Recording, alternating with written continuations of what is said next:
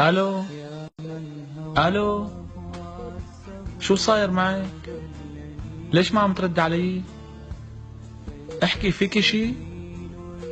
صاير انه رجعت فتحت السيرة مع ماما وما وافقت عليك. ليكي كرمال الله، مزاجي صفر مو ناقصك. والله هذا اللي صار، يعني ما في امل ولا 1%. يعني شو؟ وحبنا وين راح؟ ما بعرف شو بدي اقلك، والله ما عاد قادر اتحمل. وانا حكيت مع ماما ما كانت توافق عليك. طب ليش؟ فهميني، انا بدي اعرف كل شي، لك انت ما حبيتيني ابدا. خلص انا قررت ومو بايدي، وانا ما فيني اعمل شي. لك مجنونة، انا بحبك وبدي اياكي. سامحني، انا لازم اتركك. خلص روح، الله رح يبعت لك بنت احسن مني ورح تحبك اكتر مني، وانا خلص ما عاد فيني احكي معك. طيب وين الوعد؟ وين حبنا اللي كان؟ وين اللي كان يقول لي لا تتركني؟ انا شو دخلني؟ فهميني ليش بترجاكي؟ بصراحة اهلي ما بدهم اياك، لانه انت من غير دين وانا من غير دين. شو عم تحكي انت؟ طيب الحب شو دخله بالدين؟ لا، انت ما حبيتيني ابدا.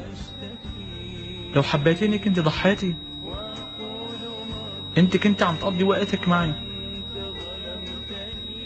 بلا حبيتك، بس هلأ ما فيني كون إلك. بترجاك افهمني. انا اكثر حدا ضحيت كرمال حبنا، واكثر حدا ضحيت معه،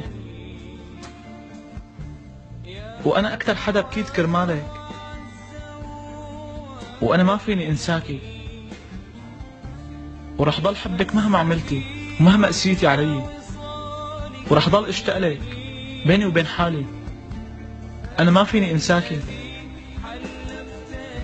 علميني قساوة قلبك.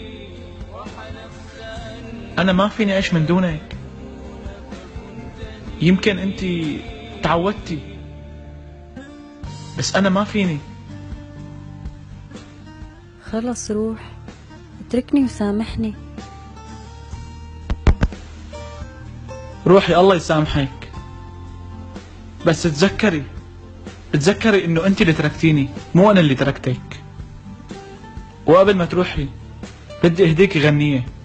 من دارت بي الدنيا عن انت اللي تخليت اكثر من نفسي احبك، ما تقول لي انا سويت. انطيتك عيني، انطيت الروح، تاني رجعت وكل جروح يوم احتكى